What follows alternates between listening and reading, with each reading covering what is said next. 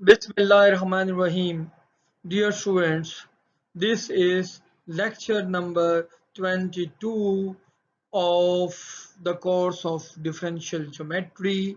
I am Dr. Mubin Monir and this is course code Math 4117. Previously, we have closed our discussion of space curves and plane curves, and we have proved fundamental theorem of plane curves and fundamental theorem of space curves. And in the end, according to our course outline, we started our discussion about involute and evolute of curves. Here we are interested to know the involute and evolute of plane curves. In fact, हमने देखा पिछले lecture में हमने start किया कि evolute क्या है और इनवोल्यूट क्या है।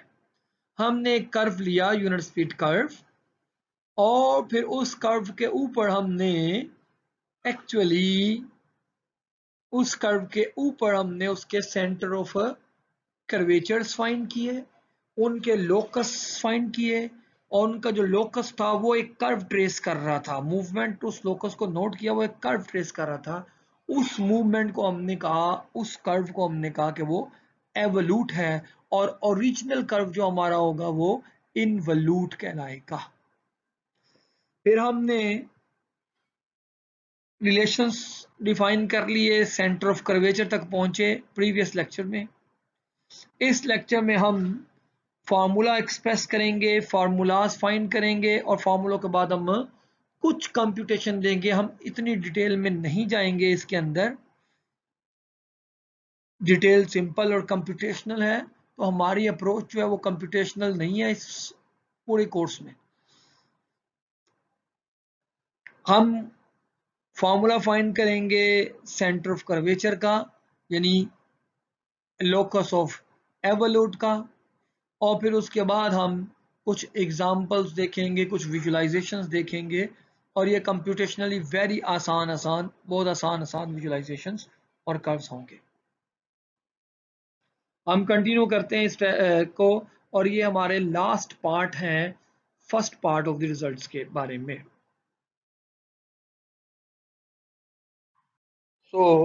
इसमें ये एक इम्पोर्टेंट पॉइंट हम डिस्कस करना चाहते हैं कि अगर हमारे पास हमने ये कंडीशन लगाई थी शुरू से ही कि कर्वेचर जो है वो नॉन ज़ीरो होना चाहिए। Note that the condition of non zero curvature at all points of the curve is very rigid one. ये कंडीशन हम ख़त्म नहीं कर सकते। क्यों भला? क्योंकि हमारे पास कुछ कर्व्स ऐसे हो सकते हैं जिसमें विद इन्फ्लेक्शन पॉइंट्स आ जाते हैं और उन्हें हम एक्सक्लूड करना चाहते हैं।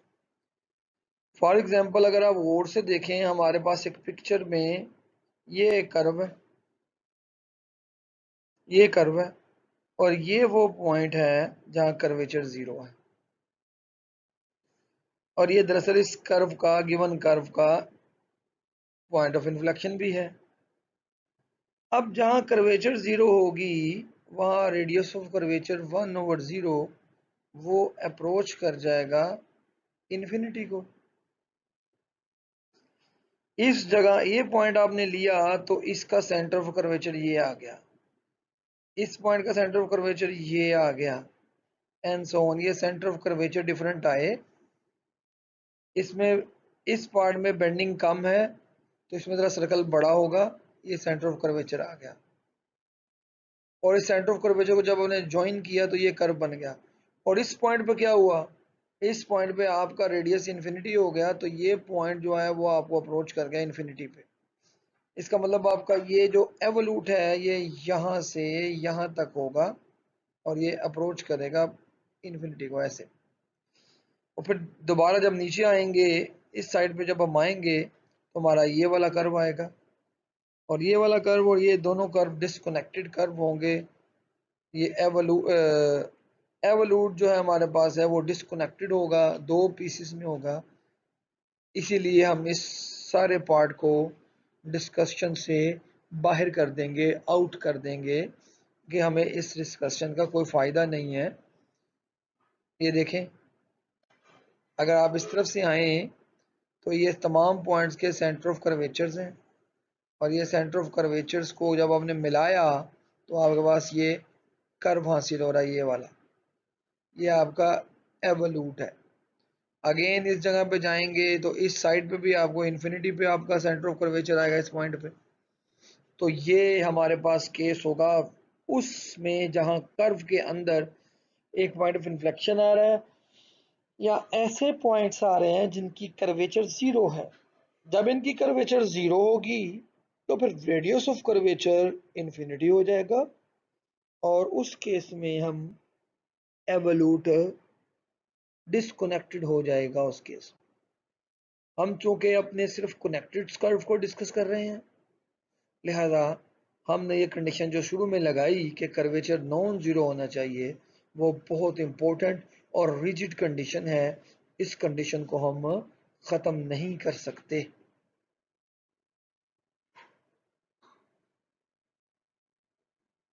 इस स्लाइड में हम देखेंगे कि सेंटर ऑफ कर्वेचर के फॉर्मूले को यूज़ करते हुए हम कैसे कोऑर्डिनेट फाइंड करते हैं एवोल्यूट के।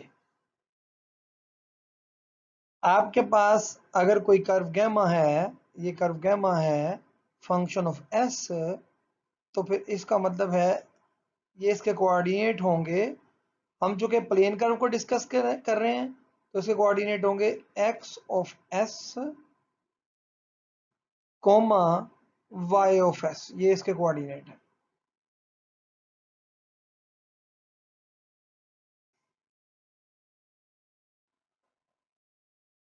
और इसका अंदाजन अंदाजन जो इसका सेंटर ऑफ कर्वेचर आएगा वो यहाँ ये आएगा, यहाँ ये आएगा,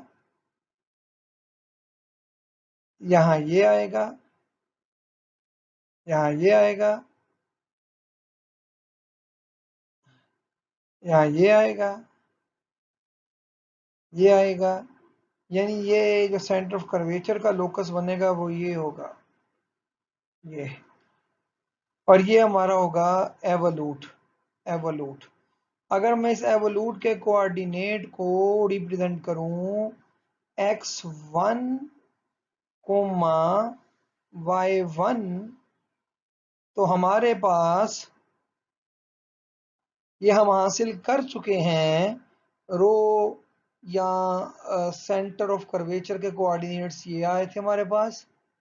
गैमा या आर पोजीशन वेक्टर है, r square radius of curvature का स्क्वायर है, और ये सेकंड डेरिवेटिव है गैमा का, यानी कर्व की पैरामीटराइजेशन का सेकंड डेरिवेटिव है। तो अगर हम रो के कोऑर्डिनेट को x1 और y1 का नाम दें तो x1 और y1 क्या होंगे, और गैमा की वैल्यू आएगी x of s comma y of s plus r square, और ये सेकंड डेरिवेटिव होगा x का डबल डेरिवेटिव और y का डबल डेरिवेटिव। और कंपोनेंट वाइज अगर हम ले लें और आर स्क्वायर की वैल्यू पैरामीट्रिक फॉर्म में पुट करें, आर क्या है हमारे पास, आर है 1 over curvature.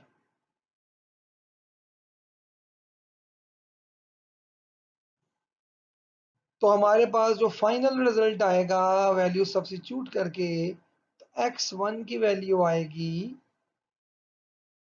x coordinate minus y first derivative, x first derivative का square plus y first derivative का square over x first derivative y second derivative minus x second derivative y first derivative, division rule लगा हुआ है कहीं पे ना।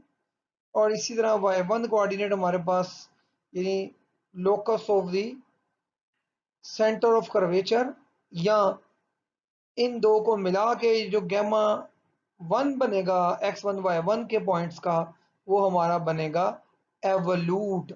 Evolute बनाने का फॉर्मूला हमने हासिल किया। अब इससे अगली स्लाइड्स में हम इस फॉर्मूले को इस्तेमाल करते हुए एग्जांपल्स कंप्यूट करेंगे, कंप्यूटेशन देखेंगे कि डिफरेंट कर्व्स जो हैं उनका एवोल्यूट क्या आता है।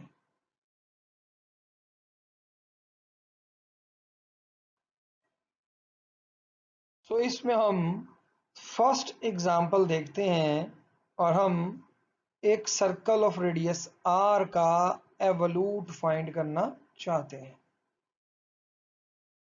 ये हमारे पास सर्कल है,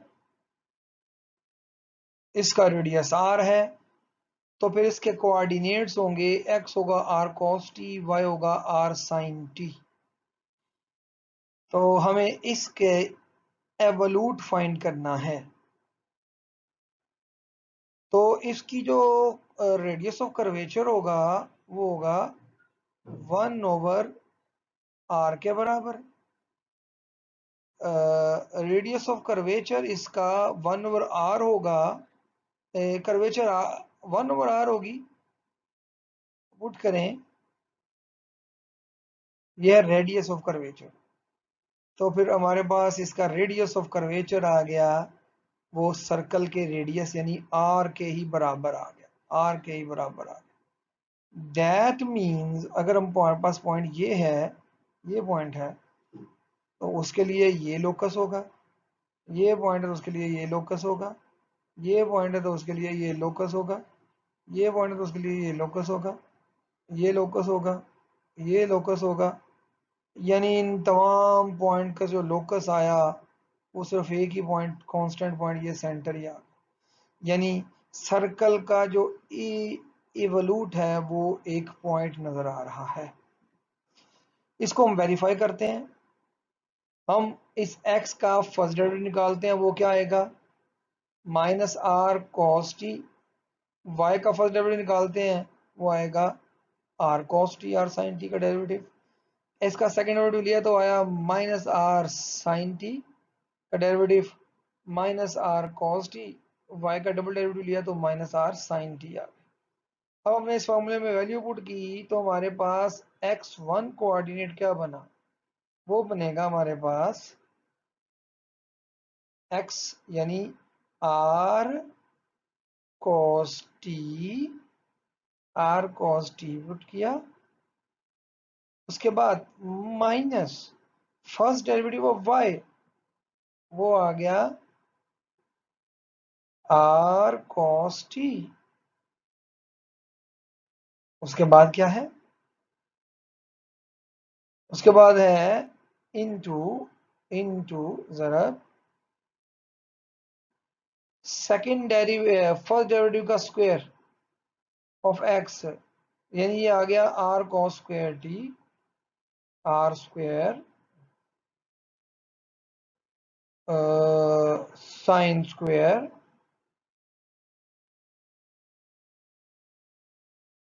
t प्लस प्लस y1 का स्क्वायर यानी r स्क्वायर, ये y1 है, फर्स्ट डेरिवेटिव r स्क्वायर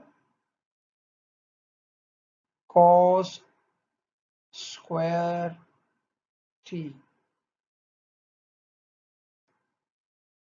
और नीचे आएगा x1 यानी -r sin t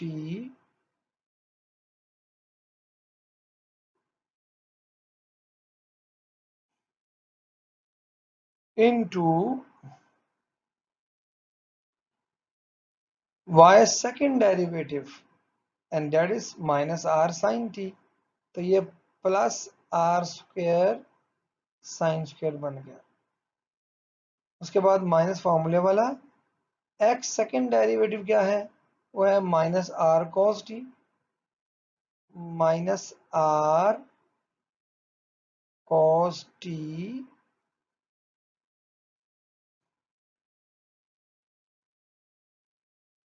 into into y1, और y1 है हमारे पास r cos t, r, तो फिर ये बन गया r square cos square t। तो इनफैक्ट हमारे पास क्या आया, इनफैक्ट हमारे पास आया r cos t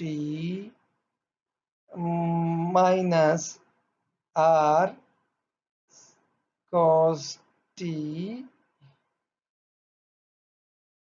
इंटू ऊपर आर स्क्वायर बचा क्योंकि sine square plus cos square 1 है, नीचे आर स्क्वायर बचा क्योंकि sine square plus cos square 1 है, तो ये 1/1 बना। That means this answer is R cos से कैंसिल हुआ एंड आंसर इज 0। यानी हमारा जो हमने सेंटर लिया ये वाला सर्कल के अंदर जो सेंटर है वो ओरिजिन पे है, तो हमारे पास x1 का coordinate centre of the circle आ गया, यानी ये पॉइंट ही आ गया, लोकस 0 आ गया। सिमिलरली अगर हम y1 फाइंड करें तो वो भी 0 आएगा। तो यहाँ इससे ये बात साबित हुई कि सर्कल के केस में जो एवोल्यूट होता है वो दरअसल एक पॉइंट होता है, और वो पॉइंट दरअसल उस सर्कल का सेंटर है, यानी evolute of a circle is its centre. So using formula and after substituting the values into and derivatives in the formula for x1 and y1, we arrived at x1 is equals to 0 and y1 is equal to 0, and we conclude that thus we have a trivial result. The evolute of a circle is only a single point, the center of the circle.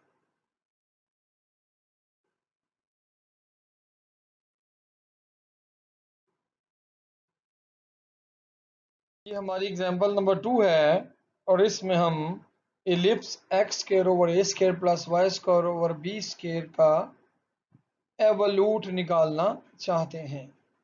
तो इसकी parameterisation आपके पास है x equals to a cos t, y equals to b sin t। Derivative x के और y के respect to t या s अगर हम लें तो आएगा x dash equals to a cos t का derivative minus a sin t, और डबल डेरिवेटिव आएगा माइनस a cos t, और y डैश आएगा b cos t, और y डबल डेरिवेटिव आएगा b minus b sin t। अगर हम अपने प्रीवियस फार्मूला को यूज करें और प्रीवियस फार्मूलाज को यूज करके पुट करें अपने फार्मूलाज के अंदर, तो हमारे पास जो और उसको फिर हमें काफ़ी कंप्यूटेशन करनी पड़ेंगी, और बार बार हमें ये रिलेशन यूज करना पड़ेगा ये वाला।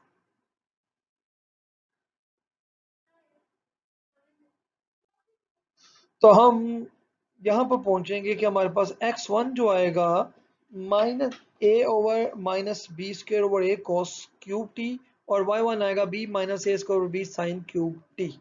अगर हम यहाँ से x1 को इक्वल टू कर दें, और यहाँ हम x1 keep in mind x1 हमारे पास ओके, हम इसको कंप्यूट करें तो, और इसमें से t को एलिमिनेट कर दें,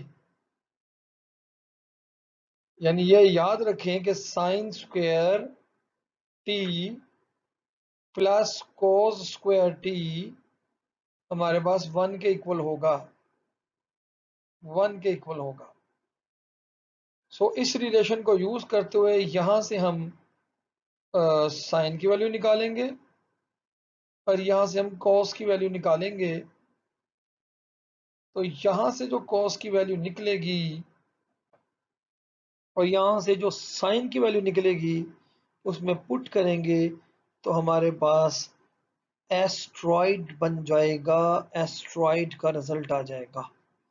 यानी ये हमारे पास आएगा x की पावर x की 1 की power 1/3 is equals to sorry, बल्कि स्क्वायर भी ले रहे हैं, तो x की पावर 1 की पावर 2/3 इज इक्वल्स टू, हमने यहाँ क्या किया 1/3 2/3 पावर ले ली दोनों साइड पे, तो ये नीचे क्या आ गया a, और ऊपर आएगा a square minus b square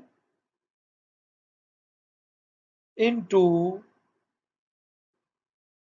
cos square T, ये हमारे पास आया।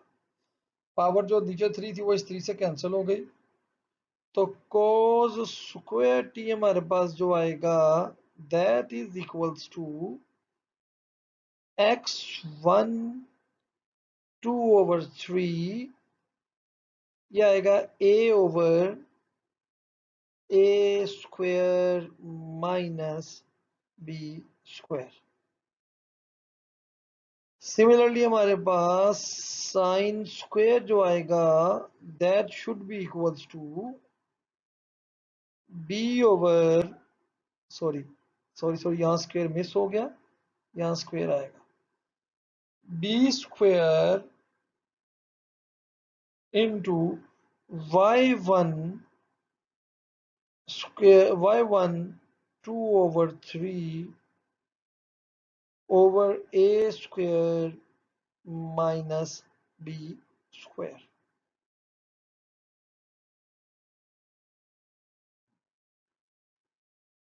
अब हम नेक्स्ट में दोबारा इसको कंटिन्यू करेंगे, नेक्स्ट लेक्चर में देखेंगे कि फाइनल रिजल्ट क्या आता है।